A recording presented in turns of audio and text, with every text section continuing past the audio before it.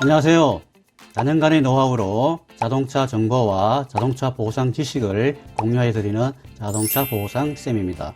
오늘의 주제는 수리, 전손, 미수선 비교 분석, 자동차 보상셈. 영상을 보고 상담을 드립니다. 상대방 차 100% 과실로 중앙선을 침범하여 제 차가 심하게 파손되었습니다. 상대방 가해차 공제조합에 수리할 의사가 없으니 똑같은 차를 물어달라고 하였는데 이상한 소리를 합니다.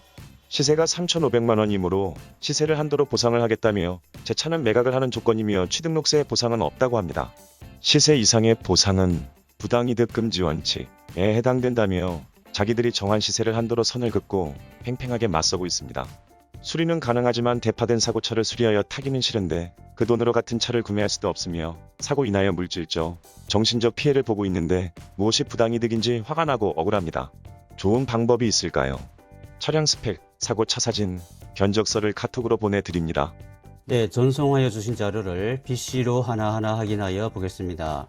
차량은 펠리세이드 디젤 4륜 프레스티지로 확인되며 주행거리는 약 18,000km로 연식 대비 짧아 시세평가에는 매우 유리합니다. 시세감정평가액은 3,800만원으로 공제의 3,500만원은 저평가되었습니다.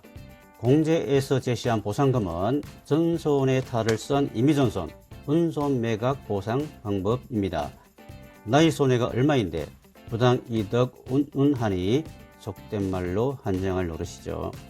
나는 잘못이 하나도 없는데 피해를 당하고도 보상받는 것이 힘들고 또 스트레스를 받을 때 억울하고 분한 생각이 드는 것은 누구나 마찬가지일 겁니다.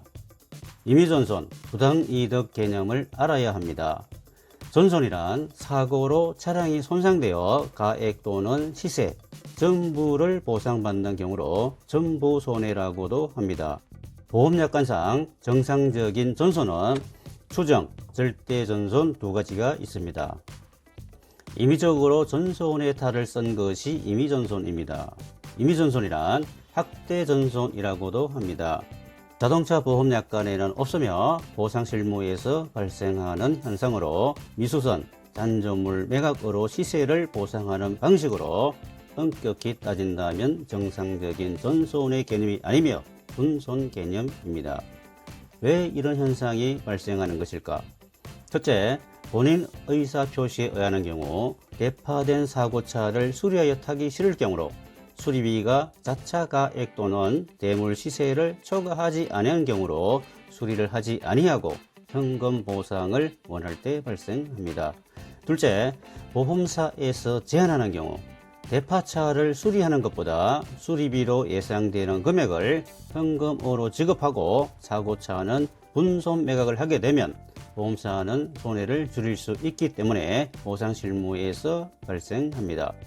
전손이 아닌 전손의 탈을 쓴 임의전손의 경우 잔존물은 무조건 보험사의 권리가 아니며 전부를 물어주었다고는 하나 속을 들여다보면 미수선 분손 처리입니다.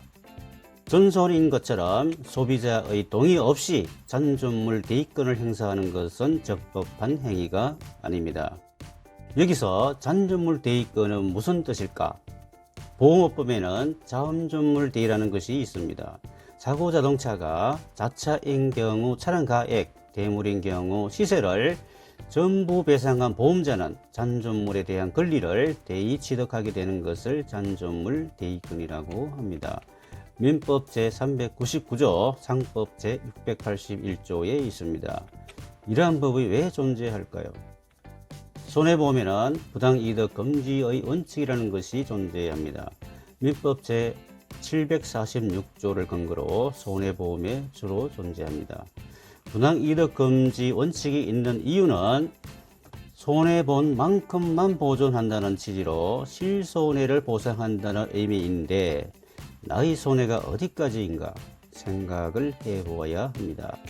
도덕성 위험 배제를 위한 것이라고 합니다. 고의사고, 보험범죄 유발의 가능성과 보험자의 위험 부담이 높게 되어 손해보험의 건강을 흔들게 할 수도 있다는 것입니다. 그런데 사고당한 차의 시세가 저평가된 경우 민원과 분쟁의 소지가 있으며 보험 소비자는 골탕을 먹게 됩니다.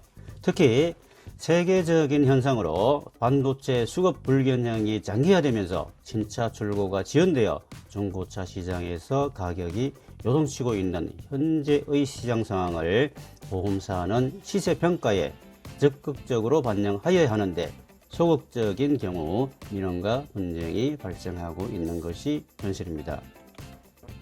펠리세이드님은 공제조합의 시장에서 시세보다 저평가된 차량 대금, 취등록세 보상이 없는데 꼭 따라 하실 필요는 없습니다.